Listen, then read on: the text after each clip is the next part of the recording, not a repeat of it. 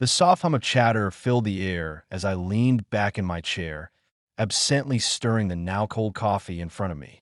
It was one of those lazy Sunday afternoons where time seemed to stretch endlessly, and yet it felt like there wasn't enough of it to sort through the tangled mess inside my head. My best friend, Ayan, had invited me over for what he called a family lunch, but really, it was just an excuse for his mom to feed everyone within a 5-mile radius. Still, I didn't mind. His house always felt like a second home, warm, welcoming, and full of life that I glanced around the room, taking in the familiar chaos. Plates clinking together on the dining table, laughter spilling out from the kitchen, and the faint scent of spices lingering in the air. But something, or rather, someone, caught my attention today. Zane, Ayan's older brother, sat across the room, scrolling through his phone with a quiet intensity that made him seem almost otherworldly. He wasn't usually part of these gatherings. He lived in another city for work, so seeing him here felt unexpected. Zane had always been this enigmatic figure in my life. Growing up, I'd only ever seen glimpses of him during holidays or family functions, and even then, he kept mostly to himself. There was something about the way he carried himself, his broad shoulders relaxed but commanding, his dark eyes sharp and observant, that made people instinctively give him space. And yet, when he did speak, his voice was low and steady, carrying a warmth that contrasted sharply with his otherwise reserved demeanor. Today, though, there was something different about him. Maybe it was the way his lips curved slightly upward when Ayan cracked a joke, or how his gaze lingered just a fraction longer than necessary when our eyes met earlier. Or maybe it was the fact that I couldn't stop noticing him. Whatever it was, it unsettled me in a way I couldn't quite put into words. As the afternoon wore on, I found myself stealing glances at him whenever I thought no one was looking. Each time, I tried to convince myself it was nothing, just curiosity or maybe boredom, but deep down I knew better. There was an undeniable pull, a magnetic energy that drew me toward him despite my efforts to resist that IT wasn't supposed to be like this. Zane was Ayan's brother, which meant he was firmly off limits. Not just because of familial loyalty, but because I'd never allowed myself to think of him that way before. Yet here I was, unable to shake the feeling that something significant was brewing beneath the surface. Something I wasn't ready for. Later that evening, as the sun dipped below the horizon and painted the sky in hues of orange and pink, Ayan pulled me aside while Zane helped clear the dishes. "You okay?" he asked, his brow furrowed with concern. "You've been kind of quiet all day." "Yeah, I'm fine," I replied quickly, forcing a smile. "Just tired, I guess." He studied me for a moment, clearly unconvinced, but let it drop. "All right, man. Just don't overthink things too much, yeah?" Overthink things. If only he knew how ironic his advice was. Because as much as I wanted to dismiss the strange tension simmering between Zane and me, I couldn't ignore the gnawing sense that everything was about to change, and not necessarily in a way I could prepare for by the time the night wound down and everyone started heading home. I realized I hadn't spoken more than a few words to Zane all day. Part of me was relieved, but another part, a deeper, more vulnerable part, felt oddly disappointed. As I stood by the door saying goodbye, he finally approached me, his presence filling the small entryway. For a brief moment, we simply looked at each other, the weight of unspoken thoughts hanging heavy in the air. "I'll see you around," he said softly, his voice tinged with something I couldn't quite place. Was it hesitation? Longing?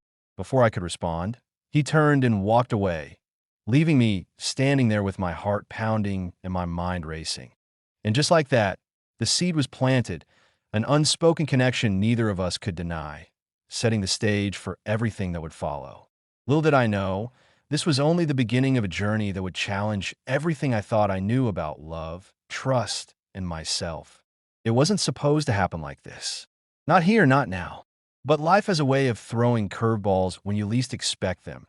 And mine came in the form of Zane showing up at my workplace 2 weeks after that fateful family lunch that I was in the middle of organizing inventory in the back room of the small bookstore where I work part-time. The shop was quiet that afternoon, with only the occasional customer wandering through the aisles. My mind was elsewhere, replaying fragments of conversation from Ayan's house, wondering if I'd imagined the strange energy between Zane and me, when the bell above the door chimed softly. "Hey, can someone help me find something?" A voice called out, low and familiar enough to make my stomach flip. I froze for a second, clutching the stack of books in my hands tighter than necessary. That voice, it couldn't be him, could it? Shaking off the thought, I stepped out from behind the shelves, plastering on my usual polite smile. And there he was, standing near the fiction section, looking as effortlessly put together as ever. His leather jacket hung loosely over his shoulders, and his dark hair was slightly tousled, as though he'd run his fingers through it absent-mindedly. He glanced up as I approached, and our eyes locked. "Oh," he said, his lips curving into a faint smirk. "Didn't think I'd see you here." "Zane," I blurted out before I could stop myself, immediately regretting how surprised I sounded. "What are you doing here?" He chuckled, the sound warm and easy, sending an unexpected shiver down my spine. "Looking for a book, obviously. What else would I be doing in a bookstore?" I rolled my eyes despite myself, feeling some of the tension ease. "Right. Sorry. I just didn't peg you as much of a reader." His expression shifted slightly, a flicker of amusement dancing in his eyes. "And why's that?" "I don't know," I admitted, shrugging. "You always seem more like the action movies and sports type." "Well, maybe you don't know me as well as you think," he replied, his tone teasing but laced with something deeper, an invitation, almost. For a moment, we simply stood there, the air thick with unspoken words. Then he gestured toward the shelves behind me. "Anyway, I'm looking for something meaningful, something that'll stick with me, you know? Any recommendations?" The question caught me off guard. Meaningful. The word echoed in my mind, stirring something I couldn't quite name. It felt oddly personal, like he was asking for more than just a book suggestion. Still, I nodded and led him to one of the quieter corners of the store, where the classics were kept. As I scanned the titles, I found myself talking, not just about books, but about stories that had stayed with me, moments that had shaped who I am today. To my surprise, Zane listened intently, his gaze never wavering. "You really love this stuff, don't you?" he said finally, his voice softer now, tinged with admiration. "It's comforting," I admitted, hesitating before adding. "Books have a way of saying things people can't." He nodded slowly, his expression thoughtful. "Yeah, I get that." We fell silent then, the weight of his presence pressing against me. I wanted to say something, anything, to fill the void, but the words stuck in my throat. Instead, I handed him a copy of The Great Gatsby, its worn cover smooth beneath my fingertips. "Here, start with this.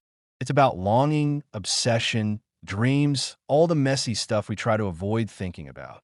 He took the book from me, his fingers brushing against mine for the briefest moment. The contact sent a jolt through me, sharp and electric, and I quickly pulled my hand away, pretending to adjust the stack of books beside me. When I looked up again, he was watching me, his expression unreadable. "Thanks," he said quietly. "I'll let you know what I think." And just like that, he turned and walked away, leaving me standing there with my heart racing and my thoughts spiraling. That night, as I lay in bed staring at the ceiling, I couldn't stop replaying the encounter in my head. Why had he come to my bookstore? Why had he sought me out specifically? And why did every glance, every word, feel so charged with meaning? But it wasn't just confusion gnawing at me. It was fear. Fear of what this growing connection might mean, of the emotions bubbling beneath the surface that I wasn't ready to confront. Because no matter how hard I tried to rationalize it, there was no denying the pull I felt toward him.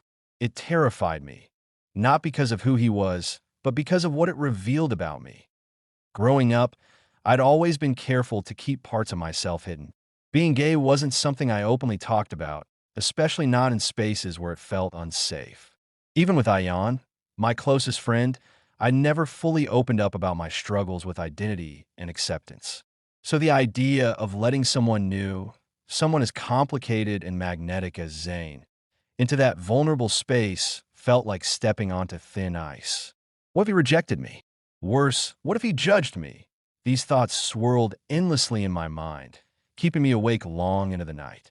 But even amidst the fear, there was a stubborn spark of hope, a tiny voice whispering that maybe, just maybe, this could be different. The next day, I received a text from Zane. It was short and simple. Finish the book. Can we talk about it? My heart skipped a beat. Talk about it? Here I was, trying to process my own feelings, and he wanted to dive deeper into the very themes I'd used as a metaphor for my inner turmoil. Part of me wanted to ignore the message, to retreat back into the safety of distance and denial. But another part, the part that craved connection, understanding, and maybe even something more, pushed me to respond. Sure, I typed back. When and where? His reply came almost instantly. Tomorrow evening. Coffee shop near your place? I stared at the screen for a long moment, my pulse quickening. This was dangerous territory, and I knew it. Yet, as I set the phone down and exhaled slowly, I realized I didn't want to say no. Whatever this was, whatever it might become, I owed it to myself to see it through.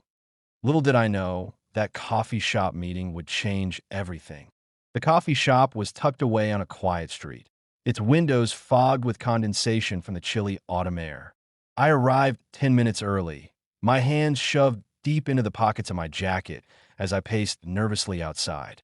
The neon sign above the door flickered faintly, casting a soft glow over the pavement. My mind raced with possibilities. What would we talk about? Would it feel awkward, forced?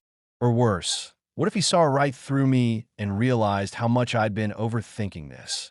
When Zane finally appeared, rounding the corner with his hands full of books and a scarf loosely draped around his neck, my breath caught in my throat.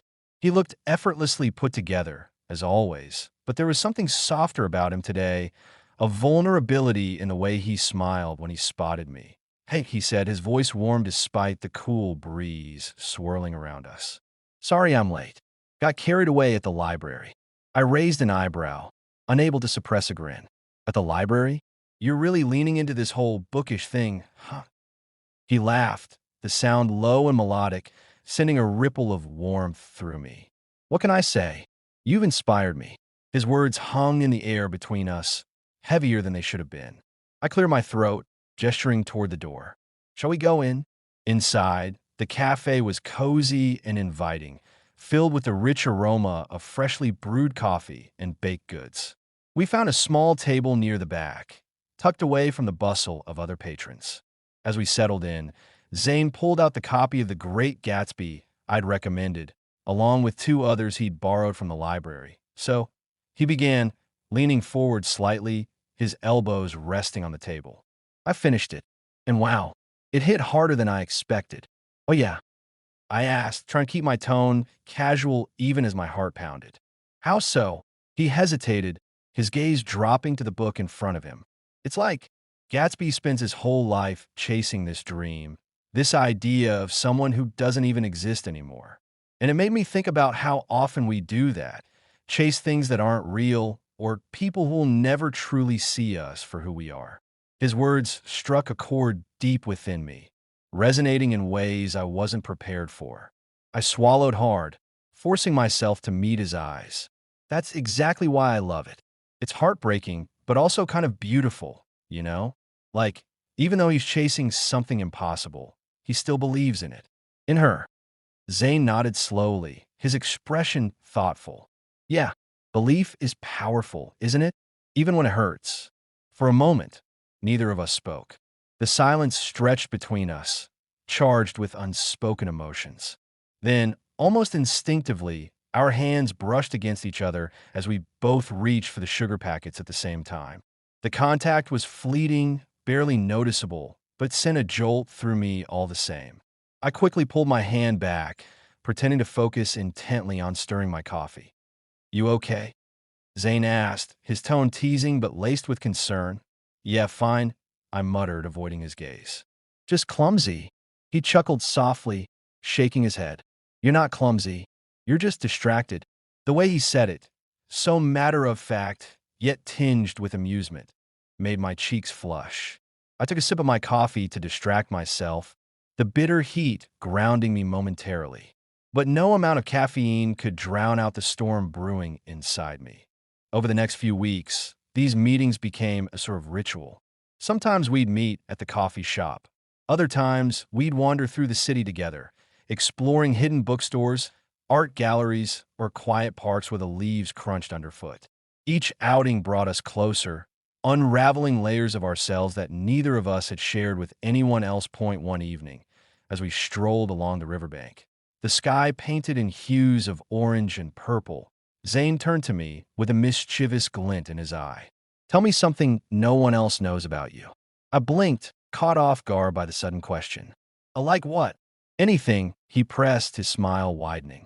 A secret fear, a weird habit, your deepest desire. It's up to you. I hesitated, my mind racing. There were so many things I kept locked away, buried beneath years of self-preservation. But something about the way he looked at me, with curiosity, not judgment, made me want to open up just a little. I used to write letters, I admitted quietly, kicking a pebble off the path, to people I cared about, but never sent them. They were too personal, I guess, too raw. Zane tilted his head, intrigued. Why didn't you send them? Because I trailed off, searching for the right words. Because I was scared. Scared they wouldn't understand, or worse, that they'd pity me. So I kept them hidden like some kind of time capsule of everything I couldn't say out loud. He nodded slowly, his expression softening. That must have been lonely. It was, I admitted, my voice barely above a whisper. But it felt safer than risking rejection. We walked in silence for a while after that, the weight of my confession hanging between us. Just when I thought he might change the subject, he stopped abruptly, turning to face me. You don't have to be afraid with me, he said firmly, his gaze steady and unwavering. Whatever you're holding back, you can trust me. His words hit me like a tidal wave, washing away years of built-up walls in an instant. For the first time, I allowed myself to believe that maybe, just maybe, I didn't have to carry this burden alone. Of course, it wasn't all heavy conversations and emotional revelations. There were lighter moments too, moments that reminded me why I enjoyed spending time with him in the first place. Like the time we got lost trying to find a supposedly haunted bookstore downtown, only to end up at a kitschy souvenir shop instead. Or the afternoon we spent debating the merits of superhero movies versus literary adaptations, complete with exaggerated gestures and dramatic reenactments of key scenes. You're ridiculous, I told him during one such debate, laughing so hard my sides hurt. And you're biased, he shot back, grinning ear to ear. Admit it, you secretly love action movies. Never, I declared, crossing my arms playfully. Books will always win. Challenge accepted, he teased, leaning closer. Next time, I'm picking the movie. No arguments. Despite the banter, there was an undeniable undercurrent of intimacy in these moments. Every shared laugh, every accidental brush of our shoulders, felt like another thread weaving us closer together. And yet, with each step forward, my internal conflict grew louder. Part of me wanted to lean into this connection fully, to let myself fall without reservation. But another part, the cautious, guarded part, kept whispering warnings in my ear. What if this was all temporary? What if I let myself hope, only to have my heart shattered in the process? Still, whenever doubt crept in, Zane had a way of silencing it. Whether it was the gentle pressure of his hand on mine during a quiet moment, or the way his laughter lit up the room, he made it impossible to stay distant for long. And then, one rainy evening, everything changed. The rain had started suddenly, a torrential downpour that drenched the city in minutes. Zane and I had been walking back from dinner, a cozy little Italian place tucked away on a side street, when the skies opened up. Without hesitation, he grabbed my hand and pulled me toward the nearest shelter, an old bus stop with cracked glass panels and peeling paint.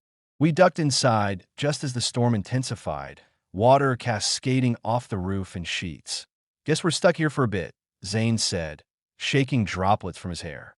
His jacket was soaked through, clinging to his shoulders, but he didn't seem to care. Instead, he leaned against the wall, watching me with an intensity that made my chest tighten. That I nodded, trying to catch my breath, not just from the sprint, but from the way his touch still lingered on my skin. It looks like it. For a moment, neither of us spoke. The sound of rain filled the silence, rhythmic and soothing, yet somehow amplifying the tension between us. My heart raced as I glanced at him out of the corner of my eye. He looked different tonight, softer, more open, and it unnerved me in the best possible way. You know, he began, his voice low and steady. I've been thinking about something. Oh, yeah, I asked, feigning nonchalance even as my pulse quickened. What's that? He hesitated, his gaze dropping to the ground before meeting mine again. About us. The words hung in the air, heavy and electric. My stomach flipped, and I felt the blood rush to my cheeks. Us, I echoed, my voice barely above a whisper. Zane straightened, stepping closer until there was hardly any space between us. His presence was overwhelming, intoxicating, and I found myself instinctively leaning back against the wall, trapped not by fear, but by something far more dangerous: anticipation. I can't stop thinking about you, he admitted, his tone raw and unguarded. Every conversation, every laugh, every damn look you give me, it's all I think about. And I don't know what that means or what it's supposed to be, but I do know one thing. I can't keep pretending it doesn't matter. His confession hit me like a freight train, knocking the wind out of me. For weeks, I'd been wrestling with these same feelings, burying them under layers of doubt and fear. But hearing him say it aloud, so boldly, so honestly, was both exhilarating and terrifying. I stammered, struggling to find the right words. I don't know what to say. You don't have to say anything, he replied quickly, his voice softening. Not yet. I just needed you to know, needed to get it out before I lost my nerve. A flash of lightning illuminated the sky, casting sharp shadows across his face. In that fleeting moment, I saw everything: the vulnerability, the hope, the quiet desperation, and it broke something loose inside me. All the walls I'd built, all the fears I'd clung to, seemed insignificant compared to the truth staring me in the face. I feel it too, I whispered, the words spilling out before I could stop them. Whatever this is, I feel it too. Relief washed over his features, followed by something else, something deeper, more primal. Before I could react, he closed the distance between us, his hands framing my face as he pressed his forehead to mine. His breath was warm against my lips, uneven and shaky, mirroring the storm raging inside me. Tell me to stop, he murmured, his voice thick with emotion. If you don't want this, tell me now. But I couldn't. Not when every fiber of my being screamed for him to stay, to take the leap with me. So instead, I reached up, threading my fingers through his damp hair, and pulled him closer. Our lips met in a kiss that was equal parts tender and desperate, a collision of longing and relief that left me dizzy. Time seemed to stand still as the world around us faded into nothingness. The rain continued to pour, but all I could hear was the pounding of my own heart, matching the rhythm of his. His arms wrapped around me, pulling me flush against him, and I melted into the embrace, letting go of every fear, every doubt, if only for a moment. When we finally pulled apart, gasping for air, the reality of what had just happened crashed over me like a wave. My mind raced, torn between elation and panic. What did this mean? Where did we go from here? Zane must have sensed my turmoil because he cupped my face gently, forcing me to meet his eyes. We'll figure it out, he promised, his voice firm despite the uncertainty swirling in his gaze. Together, and for the first time, I believed him. The walk home was surreal, the streets glistening under the dim glow of streetlights as the rain tapered off. Neither of us spoke much, content to simply exist in the aftermath of what had transpired. Every brush of his fingers against mine sent sparks shooting through my veins, reminding me that this wasn't a dream. It was real. But as we reached my apartment building, reality began to creep back in. Ayan's face flashed in my mind, along with all the complications that came with loving his brother. How would he react? Would he understand?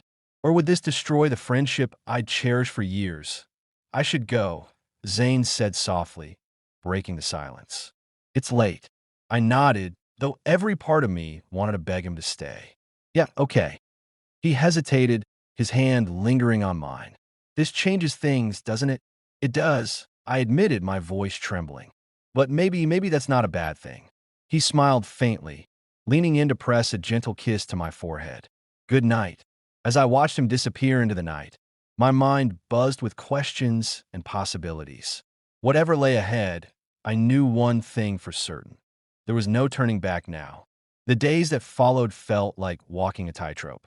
Every moment was charged with anticipation, my mind ricocheting between euphoria and dread. Zane and I hadn't spoken since that night. Neither of us brave enough to breach the fragile silence that had settled between us. It wasn't avoidance, exactly. More like a mutual understanding that we needed time to process what had happened. But the absence of his voice in my life left an ache I couldn't ignore. Work. I found myself distracted, replaying fragments of our kiss over and over again. The memory of his touch lingered on my skin, vivid and electric, even as guilt gnawed at the edges of my thoughts. What if someone found out? What if Ion did? The mere thought sent a cold shiver down my spine. My best friend's face swam in my mind unbidden, his easy smile, his unwavering trust, and I felt sick with shame. How could I have let this happen? But it wasn't just Ion haunting me. It was everyone, my coworkers, strangers on the street, even the barista at the coffee shop, who always greeted me with a cheerful, "Hey, book guy." Would they see the truth written all over me? Would they judge me for loving someone I shouldn't? By the end of the week, I couldn't take it anymore. I texted Zane late one evening, my fingers trembling as I typed out the words. "We need to talk." He responded almost immediately. "I know. Can we meet tomorrow? Same place." Relief flooded through me, though it was short-lived. The next day, as I approached the bus stop where everything had changed, my stomach churned with nerves. Zane was already there, leaning against the wall with his hands shoved deep into his pockets. He looked up as I approached, his expression unreadable. "Hey," he said softly, his voice tinged with uncertainty. "Hey," I replied, mirroring his tone. For a moment, neither of us spoke. Then, finally, I broke the silence. "This can't happen again." His jaw tightened, but he nodded slowly. "I figured you'd say that. It's not because I don't want it." I rushed to clarify, my words tumbling out in a jumbled mess. "God, Zane, you have no idea how much I want it. But it's complicated. You're Ion's brother. And if he finds out, he won't." Zane interrupted, his voice firm despite the storm brewing in his eyes. "Not unless we tell him. That's not the point." I shot back, frustration bubbling to the surface. "The point is, this isn't just about us. It affects everyone. Him, your family, everything." Zane stepped closer, his gaze piercing. "And what about us? Are we just supposed to pretend nothing happened? Pretend we don't feel anything?" "I don't know." I snapped, running a hand through my hair. "I don't have all the answers, okay? All I know is that this is dangerous. For both of us." He stared at me for a long moment, his chest rising and falling with each labored breath. Then, quietly, he said, "You're scared." It wasn't a question. And he was right. I was terrified. Terrified of losing Ion, of being rejected by the people I cared about most, of letting myself hope only to have it ripped away. But admitting that felt like giving up, like surrendering to the fear instead of fighting for what I wanted. Yes, I admitted finally, my voice barely above a whisper. "I am scared." To my surprise, Zane didn't push further. Instead, he reached out, his hand brushing mine lightly. "So am I," he confessed, his tone raw and vulnerable. "But I don't regret it. Not for a second." His words hit me like a punch to the gut, leaving me breathless. Part of me wanted to pull away, to protect myself from the inevitable fallout. But another part, a stronger, braver part, wanted to hold on, to fight for this connection no matter the cost. Things grew increasingly tense after that conversation. We tried to keep our distance, avoiding situations where we might be alone together. But fate has a cruel sense of humor, and it wasn't long before reality came crashing down around us. IT started innocently enough, a group outing organized by Ion to celebrate his promotion. Everyone was invited, friends, family, colleagues. I told myself it would be fine, that I could handle seeing Zane without letting my emotions show.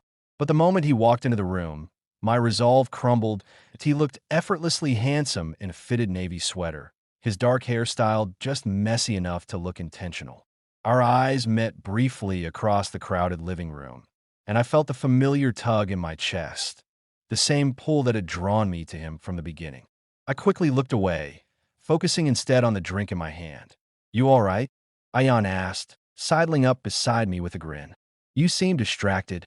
"I'm fine, Elid. Forse no asmail. Just tired, I guess." He studied me for a moment, clearly unconvinced, but let it drop. "Allericht, man. Let me know if you need anything." As the night wore on, I did my best to blend into the background, keeping conversations light and steering clear of Zane whenever possible. But avoiding him proved impossible when Ayan announced a game of charades, pairing everyone off randomly.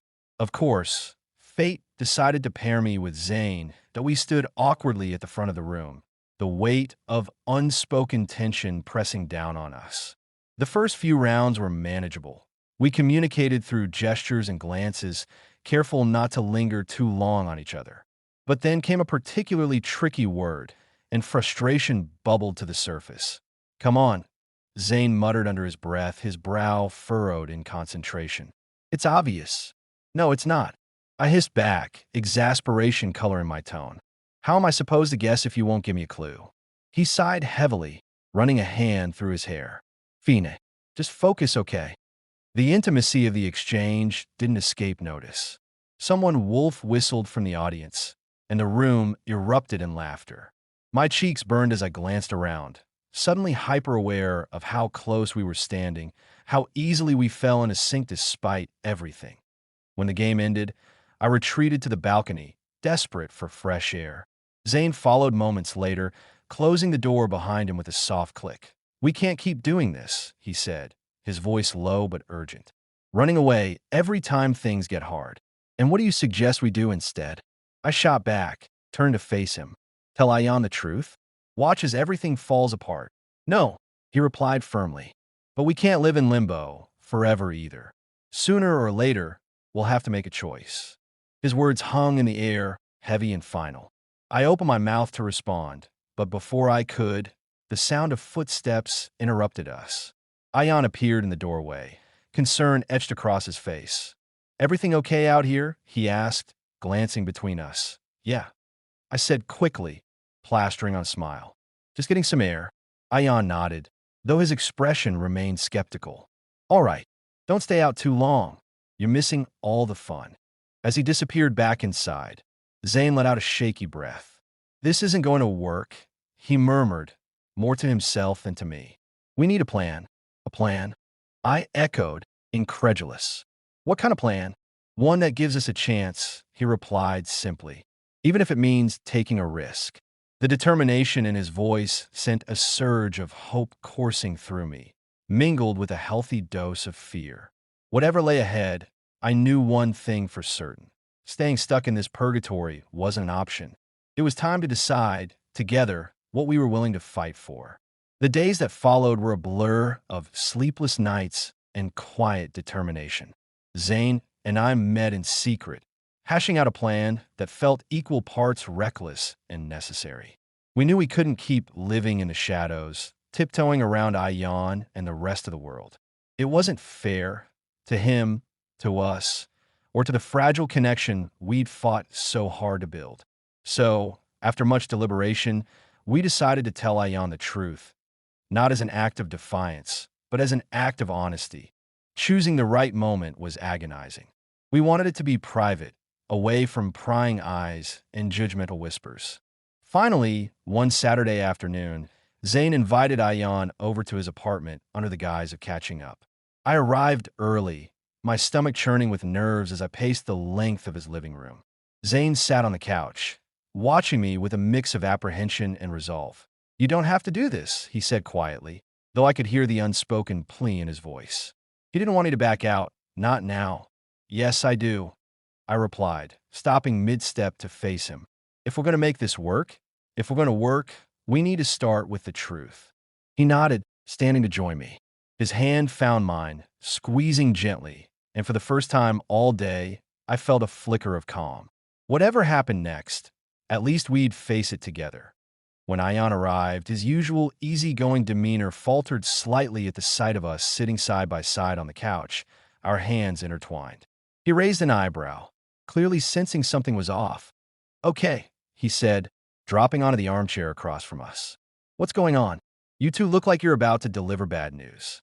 I exchanged a glance with Zane, silently willing myself to find the courage to speak.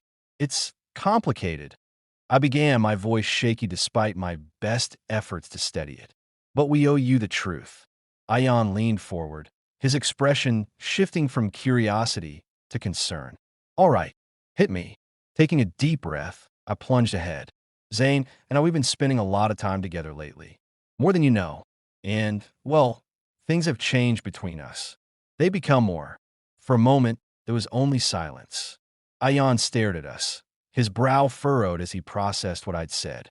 Then, slowly, comprehension dawned in his eyes, followed by something else, something harder to read. "So," he said finally, his tone measured, "you're telling me you two are together?" "We're trying to figure that out," Zane interjected, his voice firm but gentle. "But yes, we care about each other. A lot." Another long pause stretched between us, heavy with unspoken questions. Then, unexpectedly, Ion let out a low whistle, running a hand through his hair. "Well," he said, exhaling sharply. "That's not what I was expecting." My heart sank, dread pooling in my chest. "Are you mad?" He shook his head quickly, holding up a hand. No, I'm not mad. Just surprised." "I mean, you're my brother," he added, pointing at Zane, "and you're my best friend." His gaze shifted to me, searching. "This is a lot to process." "I know," I admitted, my voice cracking slightly. "And if you need time, we'll give you time. But we couldn't keep hiding it from you. Not anymore." Ion sat back in his chair, rubbing his temples as though trying to stave off a headache. For several minutes, he said nothing, lost in thought. When he finally spoke, his words caught me off guard. "You guys really care about each other, huh?" he asked, his tone soft now, almost wistful. "Yes," Zane answered without hesitation. "More than anything." Ion studied us for a moment longer, his expression unreadable. Then, to my astonishment, he smiled, a small, tentative smile, but a smile nonetheless. "Okay," he said simply. "Okay."